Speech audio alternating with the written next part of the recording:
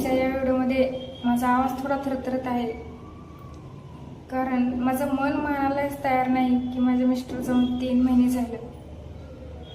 या 3 महिन्यात मी खूप काही गमावलं. माझा आधार, माझं सर्वस्व, माझ्या लेकरांच्या डोक्यावरचा, त्यांच्या वडिलाचा हात, खूप काही गोष्टी गमावल्या या 3 महिन्यात.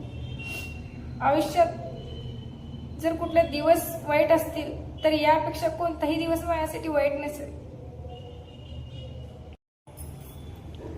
घरात प्रत्येक पावलागणीच त्यांच्या आठवणी उभारतात. त्यांच्या वस्तू हातात घेताच अंगावर शहारा येतो, काटा येतो. घरातला प्रत्येक कोपरा त्यांची आठवण करून देतो. कधी कधी असं वाटतं की दार उघडलंय आणि ते समोर आले आणि हसत घरात येत आहे, पण परत वास्तविकता आठवते आणि परत डोळ्यात पाणी उभं राहतं. देवानं असली वेळ कोणावरही आणू नये, वैऱ्यावरही नाही.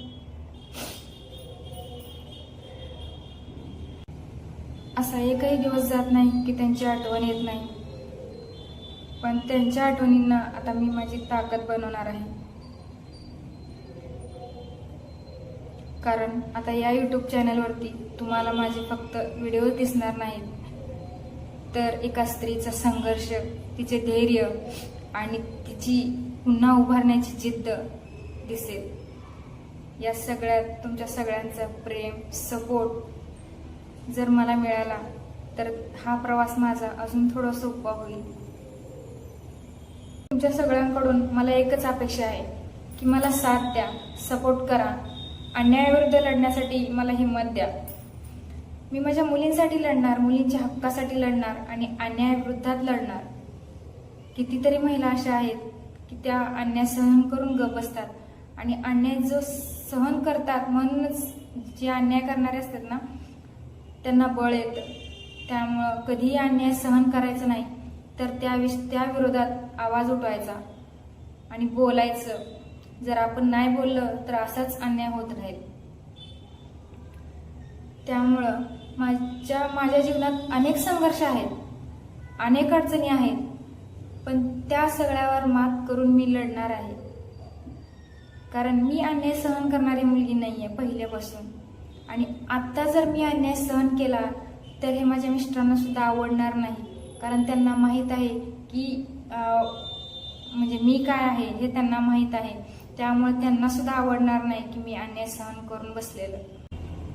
मी माझ्या मिस्टरांना एवढंच सांगेन की तुम्ही माझ्यासोबत शरीराने नसलात तरी तुमची प्रत्येक आठवण माझ्यासोबत आहे. तुमचे संस्कार आणि तुमचं माझ्याबद्दलचं प्रेम कायम माझ्यासोबत असेल.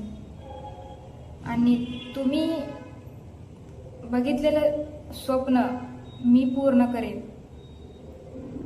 आणि हो, मी रडे नाही, पण मी थांबणार नाही. मी पडेन पण मी उठेन परत आणि जिद्दीने उभे राहीन. कारण संघर्ष हा माझ्यासाठी नवीन नाही. आणि जो सत्याच्या बाजून असतो त्याला थोडा उशीर लागतो, पण तो जिंकल्याशिवाय राहत नाही. मी आता अश्रूमध्ये नाही तर धैर्याने जगणार. मी माझ्या मिस्टरांच्या आठवणींना ताकद बनवून सत्य, न्याय आणि संघर्षाचा हा प्रवास चालूच ठेवणार. हा प्रवास सोपा नाही, पण मी थांबणार नाही. माझ्या या प्रवासात तुमच्या सगळ्यांची साथ आणि तुमचा आशीर्वाद असंच माझ्या कायम सोबत असू द्या. आता माझ्या आयुष्यात माझं जग, माझं सर्वस्व जे काय आहे ते माझ्या 2 मुलीच आहेत. त्यांची आई आणि त्यांचा वडील मीच आहे.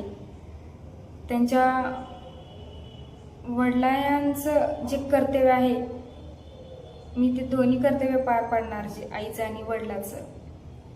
माझ्यासाठी ते त्या दोघीच सर्व काही आहेत माझं.